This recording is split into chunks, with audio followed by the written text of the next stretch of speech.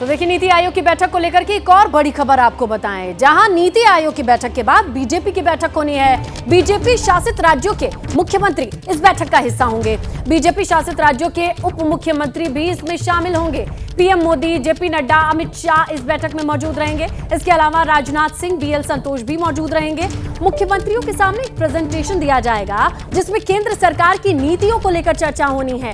केंद्र सरकार की योजनाओं को राज्यों में जमीन पर कैसे उतारा जाए, इसे लेकर के बातचीत होगी।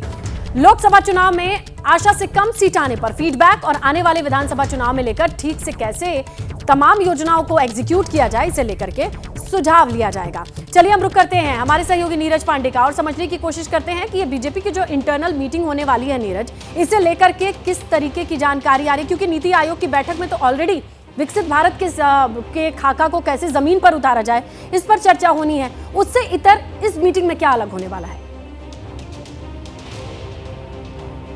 देखिए, दोनों बैठकों का महत्व अलग है। नीति आयोग की बैठक गवर्निंग काउंसिल की बैठक है। इसमें नीति निर्धारित होती है कि देश के जो सभी राज्य हैं, केंद्र शासित प्रदेश हैं, उनमें उनको लेकर सरकार की क्या नीतियां होनी चाहिए और क्या इंप्लीमेंट होना चाहिए, ये सारी बातें होती हैं। हर राज्य अपना प्रपोजल सबमिट करता है, हर राज्य अपनी ज़रूरतों के बारे में बताता है, हर राज्य अपने उनको क्या चाहिए केंद्र सरकार से उसके बारे में बताता है, और केंद्र सरकार की क्या नीति है राज्यों को लेकर, बजट आवंटन को लेकर, राज्यों में काम को लेकर, वो सारी बातें नीति आयोग की बैठक में होती है। तो वो गवर्निंग काउंसिल की बैठक हो गई। अब आपने बात की भारतीय जनता पार्टी की बैठक, तो भारतीय जनता पार्टी की बैठक है ये, और भारतीय जनता पार्टी के जो शीर्ष नेता हैं नरेंद्र मोदी, बतौर प्रधानमंत्री नहीं बल्कि भारतीय जनता पार्टी के शीर्ष नेता के रूप में वहां पे जाने वाले हैं, और भाजपा के सभी जो भाजपा शासित